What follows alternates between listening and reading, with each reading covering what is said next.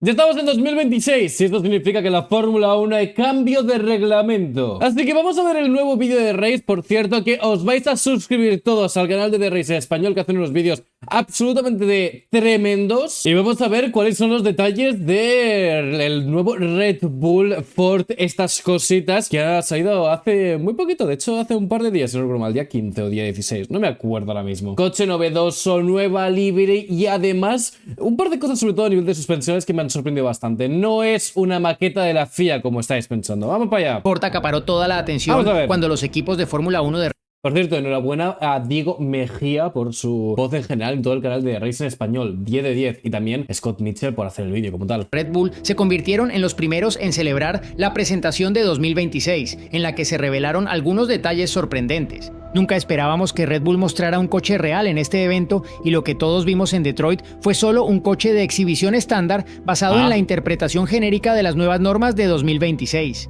Pero hubo sorpresas. Las imágenes de estudio publicadas por Red Bull... ¡Qué preciosidad los dos coches! El RB dice bastante gente que es como que se lo han cargado, no sé qué, con el blanco, así de esta manera. Y vamos, el RB me encanta, ya os lo digo. El RB es de mis coches favoritos actualmente a nivel de livery. El 2025 estoy hablando, y en 2026 publicadas por Red Bull Racing y su equipo hermano Racing Bulls mostraban claramente varios equipo hermano, equipo literalmente que si Red Bull se va de la Fórmula 1 nos quedamos con 9 equipos. Detalles diferentes a todo lo que habíamos visto hasta ahora sobre los nuevos coches.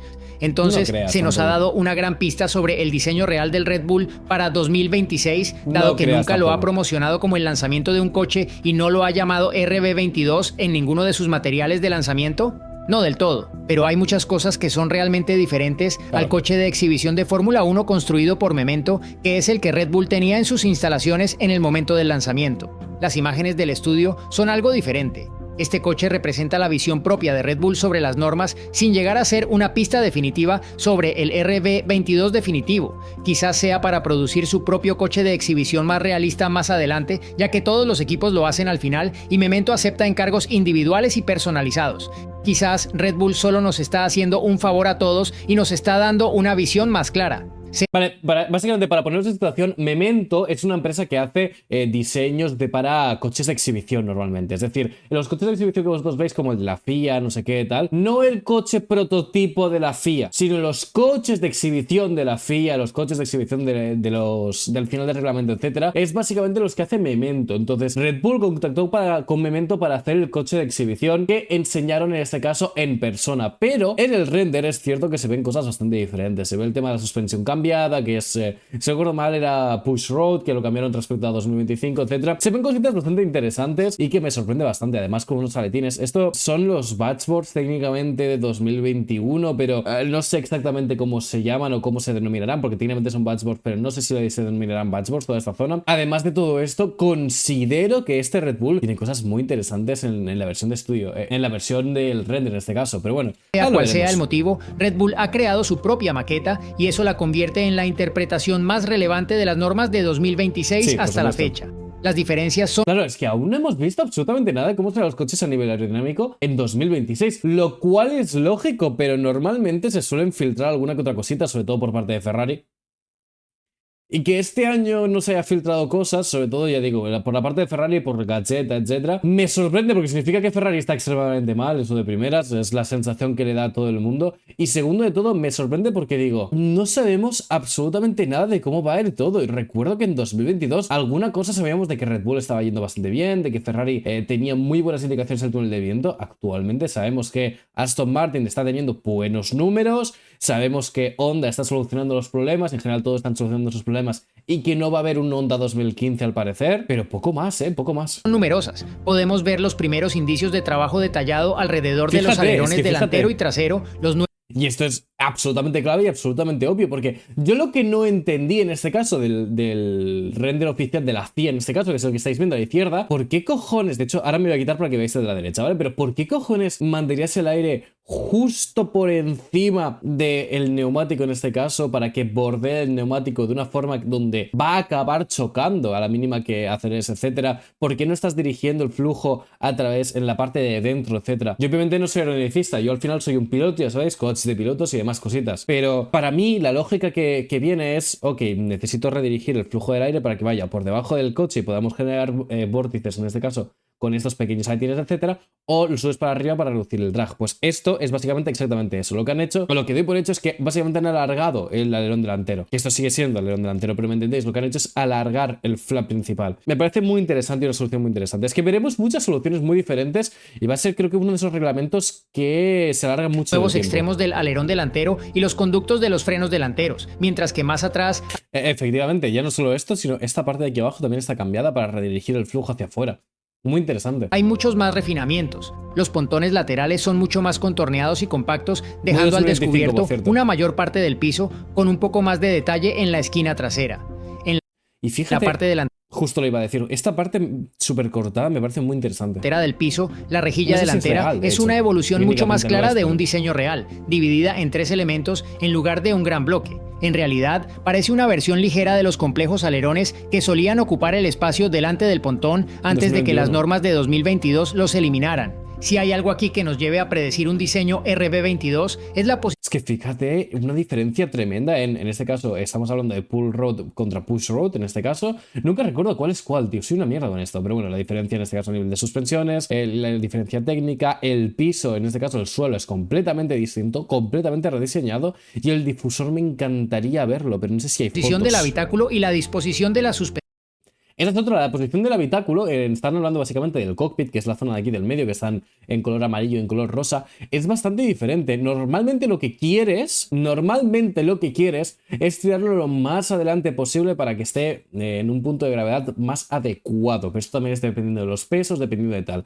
Por eso Mercedes, por ejemplo, los puso demasiado adelante. Si no recuerdo mal, fue 2023, eso no recuerdo mismo, 2024.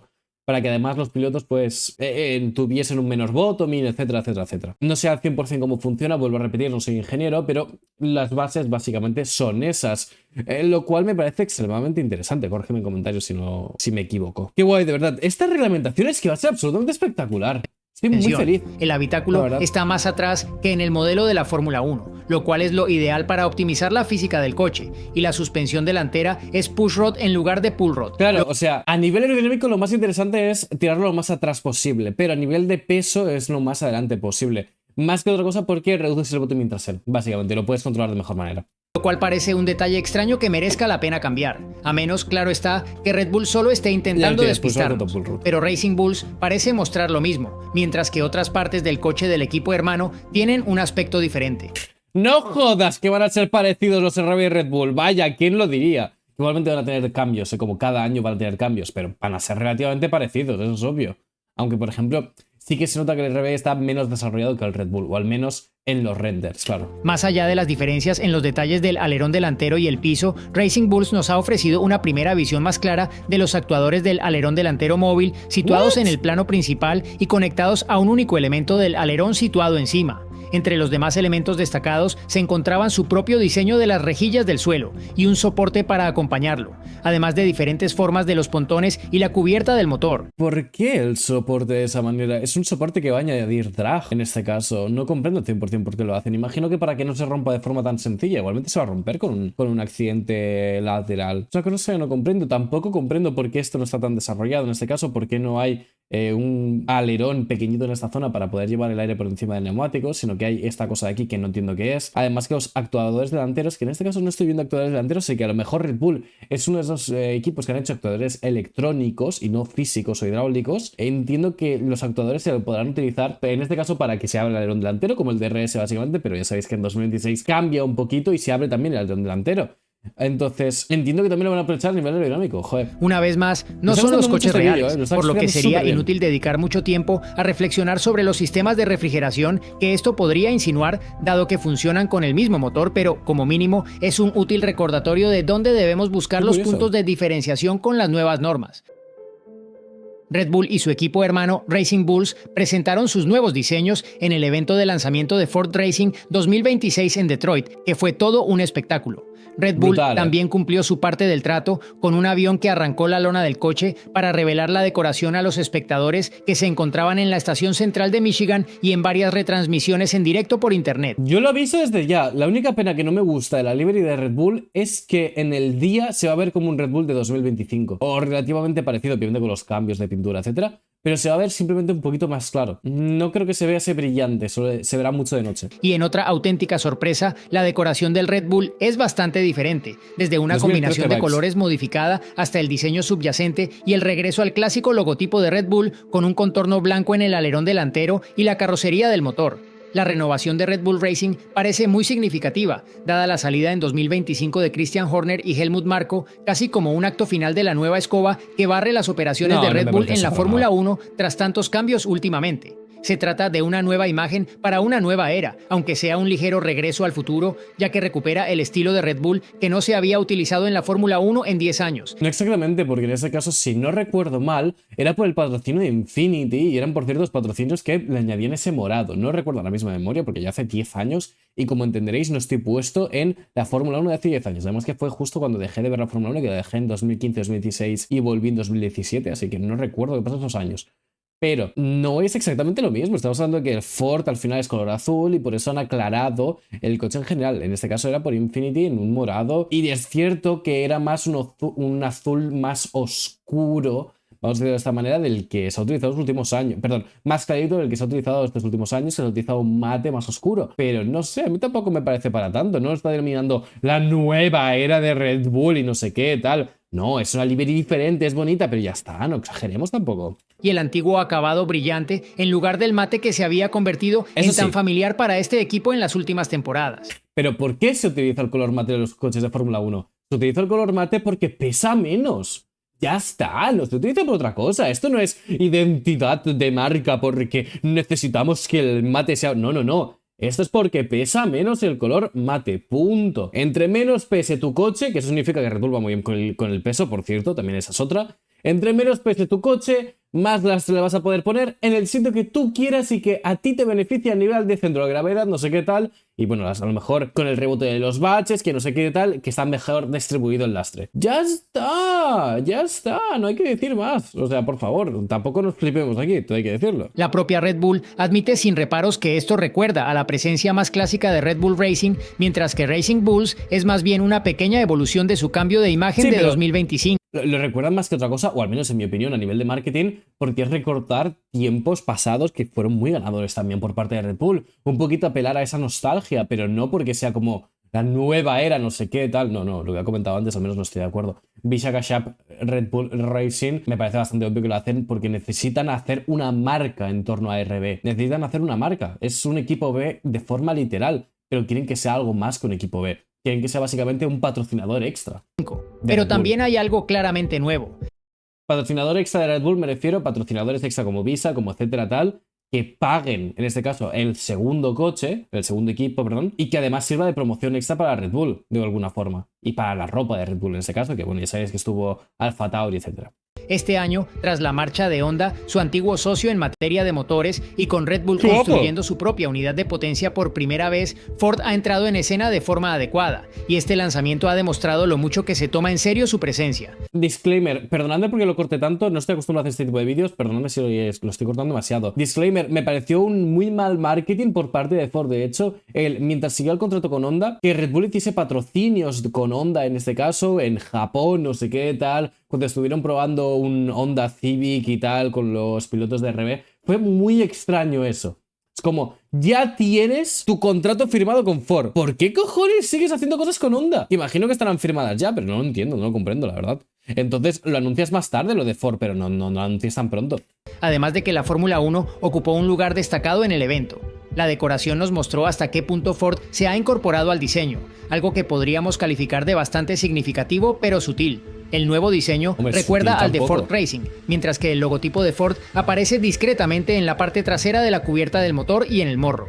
Es la primera vez que el óvalo azul aparece en un coche de Fórmula 1 desde 2004, cuando vendió... Claro, pero fíjate que es bastante más grande como aparecía antes. O sea, a mí no me parece precisamente desierto, creo que es bastante grande. Igualmente, me parece muy correcto porque el logo de Ford es súper característico y queda muy bien con ese azul brillante. Tanto el equipo Jaguar Fórmula 1 como su división de motores Cosworth. No hay duda de la presencia visible de Ford en esto. El logotipo se añadió al logotipo de Red Bull Powertrains en su fábrica de Milton Keynes hace bastante tiempo. Pero es que es lo que comento. Pero vamos a ver, hijo mío, ¿por qué estás diciendo al principio que no es visible o que es sutilmente visible y luego está por todas partes? ¡Decídete! Y la incorporación del equipo de Fórmula 1 al gran evento de Ford de 2026 fue una gran muestra de lo cerca que está todo. Pero todo esto solo tiene que ver con el aspecto comercial y de marketing, mientras que Ford está bastante desesperado por enviar un mensaje diferente.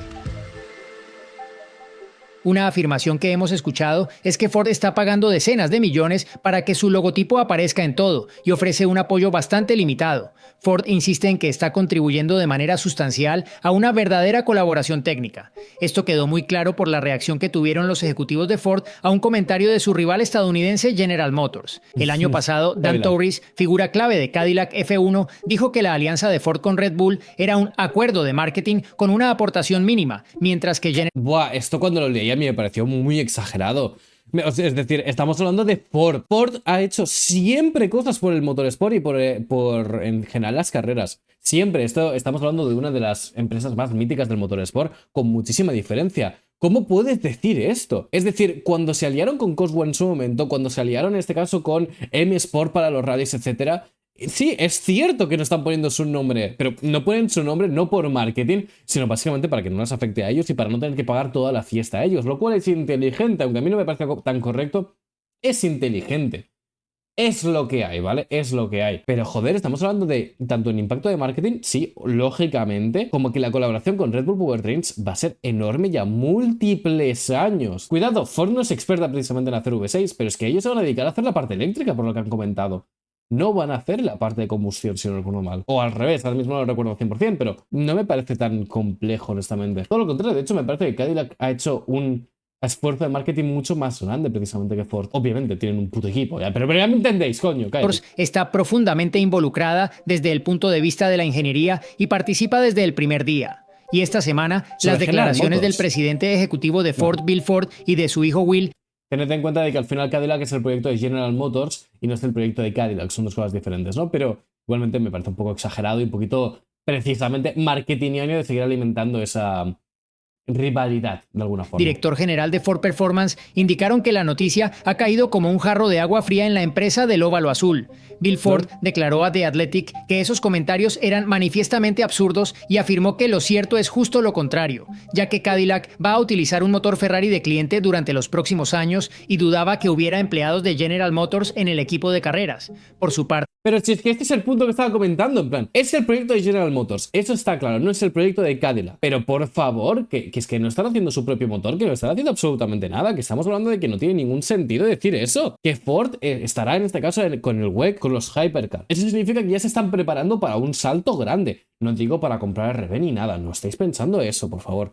No estéis pensando eso, pero se están preparando para tener gente que sepa de aerodinámica, gente que ya obviamente ya los tienen porque tiene el Ford Mustang GT3, etcétera, pero gente importante que luego probablemente vayan a pasar luego a Red Bull o al revés, etcétera, y se puedan coordinar. Ford no está escatimando en gastos precisamente. Sí, podrían haber comprado RB y hacer su propio equipo de Fórmula 1. Probablemente Red Bull les haya dejado o hacer una colaboración con ellos pagando parte de la fiesta. Pero esto no funciona así. Es que no sé, qué exagerado me parece por parte de Cadillac. Y de hecho, la Fórmula 1 insistió muchísimo en que General Motors hiciese su propio motor. Que Andretti hiciese su propio motor si quería entrar o algo así del estilo. Vino informaciones un poco cruzadas en este tema, pero querían básicamente otro motorista en la Fórmula 1. No hay otro motorista en Fórmula 1. Primero, porque obviamente no tienen tiempo. Y segundo, porque no les interesa. Pues ya está. ¿Qué os estáis quejando? ¿Qué os estáis quejando? Que no se note que me gusta bastante Ford en general, la verdad, pero... Es que General Motors en general son una empresa que es muy picky, son muy piquis, la verdad, son muy orgullosos. Will Ford afirmó que nada podría estar más lejos de la realidad en lo que respecta a que nuestra colaboración con Red Bull sea una estrategia de marketing y que tomamos la decisión deliberada de crear Red Bull Ford Powertrains como una verdadera colaboración técnica. Bueno, asegurémonos de que no se distorsione la realidad. Red Bull Powertrains se formó por iniciativa propia. El director técnico de la empresa, Ben Hodgkinson, incluso declaró antes del evento de presentación del jueves que, cuando me involucré por primera vez, Ford no estaba en el panorama. Las fábricas se construyeron y la primera versión de un motor se desarrolló antes de que Ford se involucrara en el proyecto un año más tarde. Estamos hablando en este caso de que tienen toda la información del motor Honda. ¿Eso qué significa? Que al final, obviamente los de Red Bull basaron mucho de su conocimiento en el propio motor Honda, porque compraron el motor, etcétera, cuando Honda se iba de la Fórmula 1 y dijeron, hey, nos vamos de la Fórmula 1, nos da igual, no sé si vamos a ganar o no vamos a ganar, pero simplemente nos vamos de la Fórmula 1. Luego obviamente ha vuelto como patrocinador y ha vuelto a comprar ese derecho de aparecer como nombre, que es Red Bull Powertrains, Honda o algo así del estilo, o simplemente Honda, ahora mismo no lo recuerdo de memoria, pero es lo que os comento, es que obviamente un año antes van a basarse todo en el motor Honda, pero luego Ford, con toda su tecnología, que recordemos que Ford sigue siendo uno de los mejores motoristas del mundo, obviamente va a ayudar en el desarrollo. Obviamente faltarán años y principalmente lo hará Red Bull por su parte, lo cual precisamente me gusta bastante, pero seguro que estará ayudando Ford, seguro. Incluso aunque solo sea en captación de talento, solo con eso ya va a ayudar un montón. Existía la posibilidad de una alianza con un fabricante y para darle a Ford el beneficio de la duda, dos cosas pueden ser ciertas, que RBPT se creó para ser independiente y que Ford quería que su alianza se formara como una asociación técnica. Pero mientras la empresa se ha dedicado a desarrollar su primer motor de F1, construir 3 fábricas, contratar a unas 700 personas y trabajar en 6 generaciones de diseño de motores, ¿cuánto ha hecho Ford realmente? Cuando se firmó el acuerdo, se sugirió que Ford podría aportar algo al sistema de recuperación de energía, ya que la batería mejorada y el MGUK optimizado requerían una inversión significativa y mucho ingenio.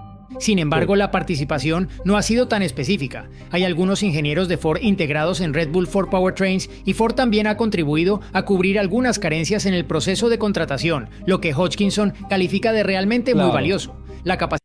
Claro, de lo que os he comentado, lo que habrán hecho básicamente es poner ingenieros, justo antes lo os he comentado, básicamente personal humano. En este caso lo que han hecho es, han pasado muchos ingenieros con la tecnología de Ford a trabajar directamente en Red Bull Powertrains, porque Red Bull Powertrains, como es tan joven, imagino que tendrán varios problemas para, primero, obviamente captar talento, porque dices, tengo una oferta que es un poquito menor para Ferrari, ¿por qué me voy a ir por 5.000 euros más al año a Red Bull Powertrains? Pero si es que yo creo que nos van a despedir, es que pueden que no sé qué, no sé cuántos. Me están asegurando 3 años, pero a partir de esos 3 años, ¿qué tal? No sé qué tal. Tendrán muchas dudas los empleados en este caso. Entonces Ford les dice, hey, somos Ford, somos esta empresa, queremos hacer esto, esto y esto en Fórmula 1. Veniros para acá, cobraréis menos, cobraréis más, lo que sea, pero veniros porque tenemos el talento y estamos captando talento porque sabemos que queremos ganar. Y eso es algo muy interesante porque Red Bull siempre hace las cosas bien en el largo plazo. Eso lo hemos visto desde que estuvieron en Fórmula 1 y compraron el equipo Arrows. ¿Jaguar?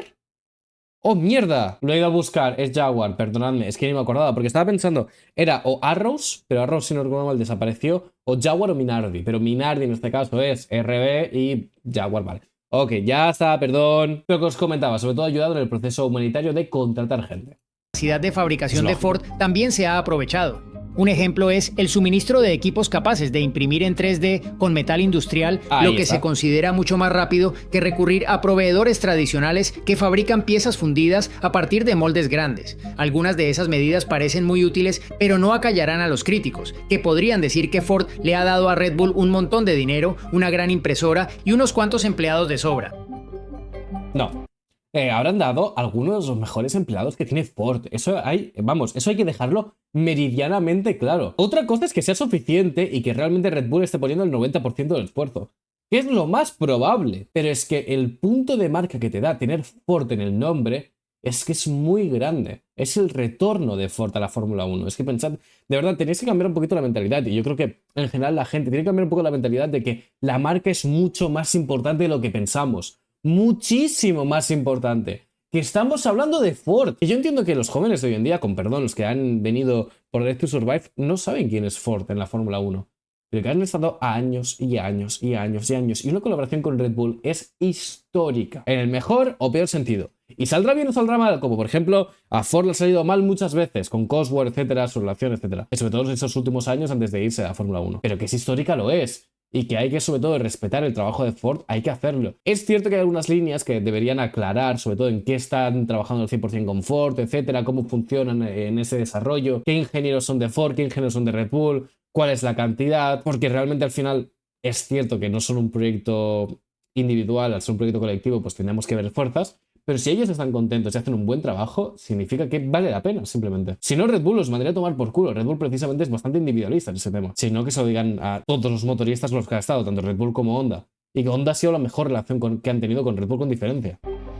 Esta fue una forma divertida para Red Bull y Ford de comenzar una gran temporada. Pero, ¿qué lograrán juntos? Como nuevo fabricante de motores, las probabilidades están en contra de que este sea el motor de referencia. El director ejecutivo de Ford, Jim Farley, dijo que hay una montaña que escalar para competir con marcas como Mercedes, y hasta las pruebas de pretemporada ni siquiera habrá pistas sobre cómo se comportará realmente el nuevo motor.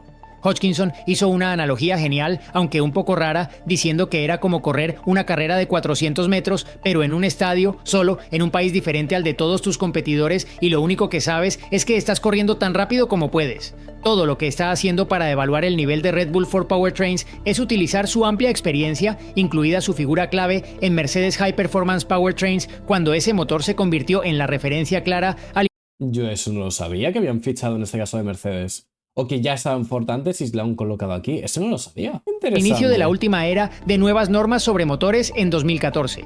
Una de las razones por las que Red Bull contrató a Hodgkinson en primer lugar es esa experiencia. Él sabe cómo es una gran empresa de motores y que es una buena o mala preparación, por lo que solo habla de ese aspecto, no del rendimiento. Pero una cosa que podría jugar a favor de Red Bull es que se cree que es el único otro fabricante que se ha dado cuenta de la posibilidad de explotar el nuevo límite de compresión más bajo que, según se cree... Me tienen frito con esto, me tienen frito. Por favor, ¿cómo puede ser que la FIA esté permitiendo tanto a Mercedes como a Red Bull utilizar el puto método de compresión? Y perdonadme que me ponga un poco tenso, pero es que esto qué coño es. Estás yendo en contra del espíritu de la norma y en contra de la propia norma, porque son las dos cosas, no es una, son las dos cosas, y ahora sí te lo permiten porque no, es que no podemos hacer motores, es que no sé qué. ¡Tonto! Mercedes fue el primero en introducir. Esta relación se ha reducido de 18:1 a 16:1 según las nuevas normas y se mide cuando el motor no está en marcha. La mayoría de los fabricantes interpretaron que eso significaba que la relación nunca podía ser superior a 16:1, pero la FIA acepta que Mercedes y en cierta medida Red Bull han interpretado correctamente que se refiere únicamente a condiciones estáticas y temperaturas ambiente. La teoría es que cuando los motores están en marcha y los metales se expanden debido al calor que esto genera, la relación de compresión aumenta y en total se produce un pequeño pero significativo incremento de potencia. Hodgkinson ha admitido de 15 a 20 caballos, bueno, de 10 a 20 caballos están diciendo, porque algunas informaciones dicen 20, algunas 10, algunas 15, pero estamos hablando de 2, 3, hasta 5 décimas por vuelta. No es poco. No es poco. Que Red Bull podría hacer funcionar una relación de 18:1 con la velocidad de combustión que ha conseguido y que consideran que 16:1 es demasiado baja. También sospecha que hay cierto nerviosismo por parte de los fabricantes rivales que creen que otros han desarrollado alguna ingeniosa tecnología. Aparte de eso, se guardaba sus cartas afirmando: estoy seguro de que lo que estamos haciendo es legal, pero añadiendo de forma reveladora: por supuesto, hemos llegado al límite de lo que permiten las reglas. Sin embargo, aún está por verse si eso será suficiente para que Red Bull y Ford se conviertan rápidamente en una asociación ganadora. A pesar de toda la diversión y la sorpresa que ha generado este lanzamiento, para empezar, todavía tenemos que ver un coche real.